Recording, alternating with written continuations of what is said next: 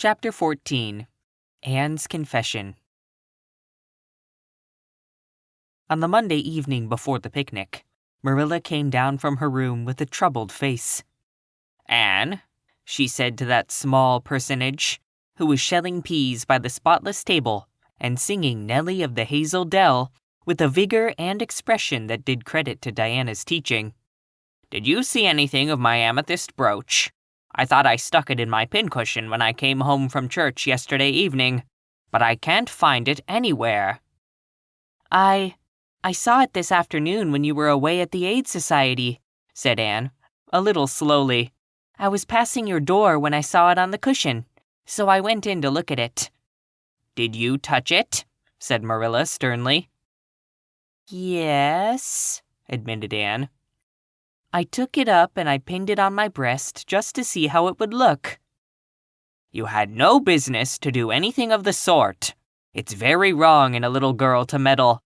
You shouldn't have gone into my room in the first place, and you shouldn't have touched a brooch that didn't belong to you in the second. Where did you put it?" "Oh, I put it back on the bureau. I hadn't it on a minute. Truly, I didn't mean to meddle, Marilla. I didn't think about its being wrong to go in and try on the brooch, but I see now that it was, and I'll never do it again. That's one good thing about me. I never do the same naughty thing twice." "You didn't put it back," said Marilla. "That brooch isn't anywhere on the bureau. You've taken it out or something, Anne." "I did put it back," said Anne quickly. Pertly, Marilla thought. "I don't just remember whether I stuck it on the pincushion or laid it in the china tray, but I'm perfectly certain I put it back." "I'll go and have another look," said Marilla, determining to be just. "If you put that brooch back, it's there still. If it isn't, I'll know you didn't, that's all." Marilla went to her room and made a thorough search, not only over the bureau, but in every other place she thought the brooch might possibly be. It was not to be found, and she returned to the kitchen. "Anne, the brooch is gone. By your own admission, you were the last person to handle it. Now, what have you done with it? Tell me the truth at once. Did you take it out and lose it?"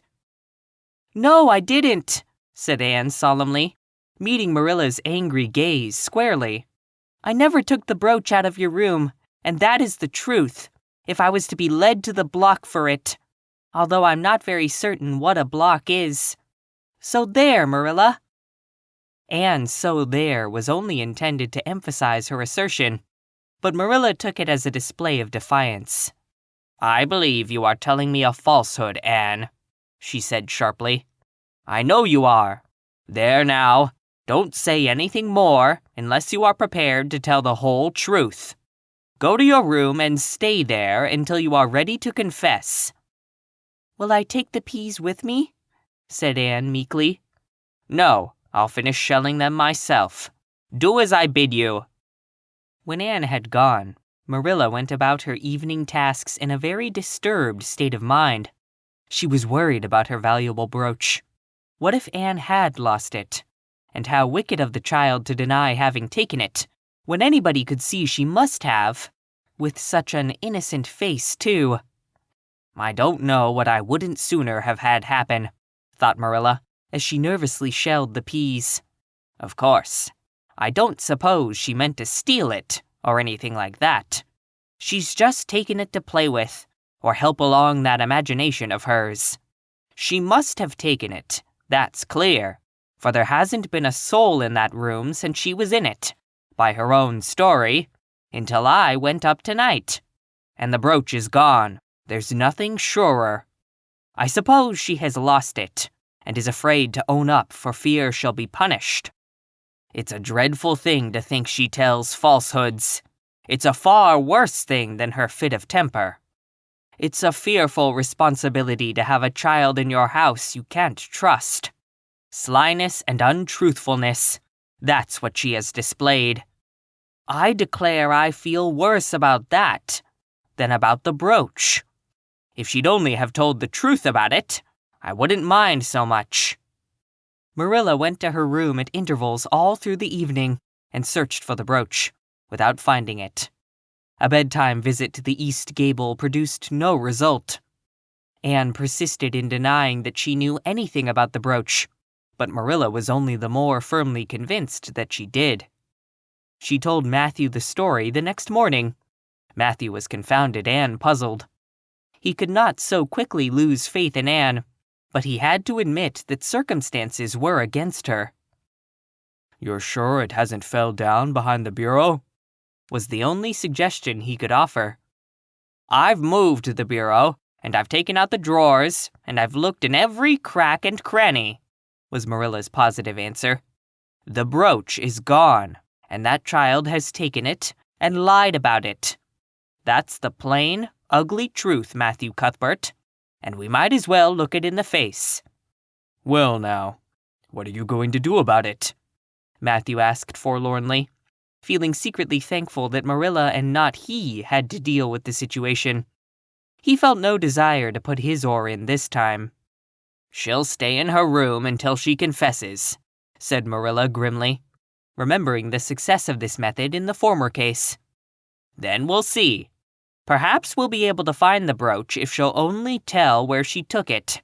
But in any case, she'll have to be severely punished, Matthew." "Well now, you'll have to punish her," said Matthew, reaching for his hat. "I've nothing to do with it, remember? You warned me off yourself." Marilla felt deserted by everyone. She could not even go to Mrs. Lynde for advice. She went up to the east gable with a very serious face, and left it with a face more serious still. Anne steadfastly refused to confess. She persisted in asserting that she had not taken the brooch.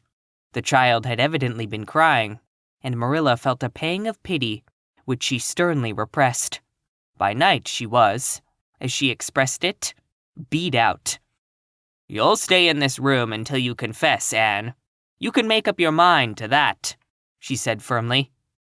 "But the picnic is tomorrow, Marilla," cried Anne. "You won't keep me from going to that, will you? You'll just let me out for the afternoon, won't you? Then I'll stay here as long as you like afterwards, cheerfully. But I must go to the picnic." "You'll not go to picnics nor anywhere else until you've confessed, Anne." "Oh, Marilla," gasped Anne. But Marilla had gone out and shut the door. Wednesday morning dawned as bright and fair as if expressly made to order for the picnic. Birds sang around Green Gables. The Madonna lilies in the garden sent out whiffs of perfume that entered in on viewless winds at every door and window, and wandered through halls and rooms like spirits of benediction. The birches in the hollow waved joyful hands, as if watching for Anne's usual morning greeting from the east gable. But Anne was not at her window. When Marilla took her breakfast up to her, she found the child sitting primly on her bed, pale and resolute, with tight-shut lips and gleaming eyes. "Marilla, I'm ready to confess." "Ah!" Marilla laid down her tray. Once again her method had succeeded, but her success was very bitter to her. "Let me hear what you have to say then, Anne." "I took the amethyst brooch," said Anne, as if repeating a lesson she had learned. "I took it just as you said. I didn't mean to take it when I went in. But it did look so beautiful, Marilla, when I pinned it on my breast, that I was overcome by an irresistible temptation.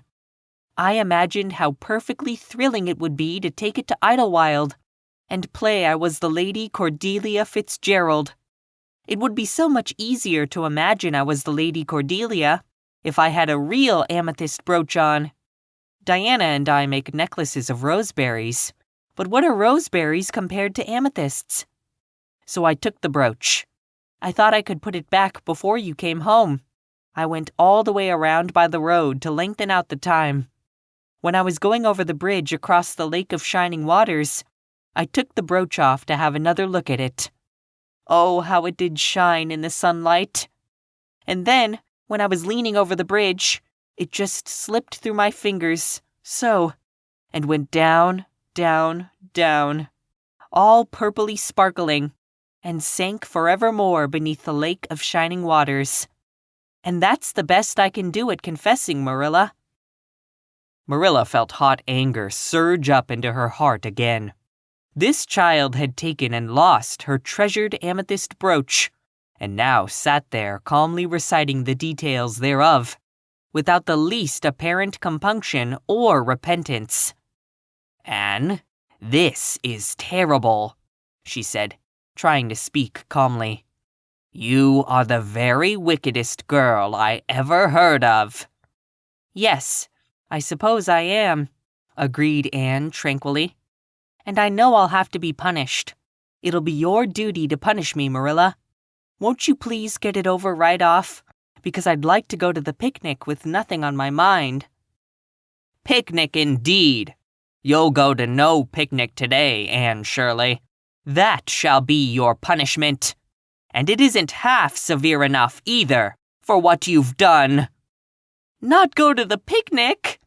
Anne sprang to her feet and clutched Marilla's hand. "But you promised me I might. Oh, Marilla, that was why I confessed. Punish me any way you like but that. Oh, Marilla, please, please let me go to the picnic. Think of the ice cream. For anything you know, I may never have a chance to taste ice cream again." Marilla disengaged Anne's clinging hands stonily. "You needn't plead, Anne. You are not going to the picnic, and that's final. No, not a word." Anne realized that Marilla was not to be moved. She clasped her hands together, gave a piercing shriek, and then flung herself face downward on the bed, crying and writhing in an utter abandonment of disappointment and despair. "For the land's sake!" gasped Marilla, hastening from the room. "I believe the child is crazy. No child in her senses would behave as she does. If she isn't, she's utterly bad. Oh dear, I'm afraid Rachel was right from the first. But I've put my hand to the plow, and I won't look back." That was a dismal morning. Marilla worked fiercely and scrubbed the porch floor and the dairy shelves when she could find nothing else to do. Neither the shelves nor the porch needed it, but Marilla did. Then she went out and raked the yard. When dinner was ready, she went to the stairs and called Anne.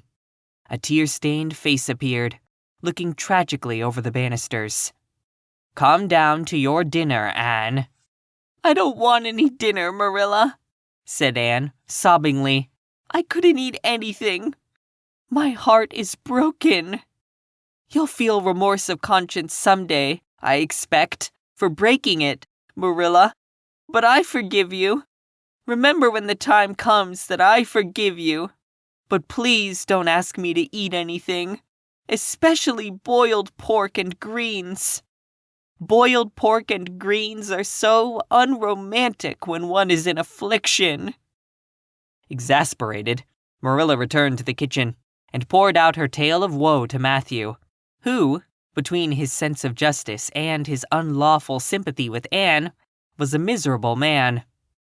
"Well now, she shouldn't have taken the brooch, Marilla, or told stories about it," he admitted, mournfully surveying his plateful of unromantic pork and greens, as if he, like Anne, thought it a food unsuited to crises of feeling. "But she's such a little thing, such an interesting little thing.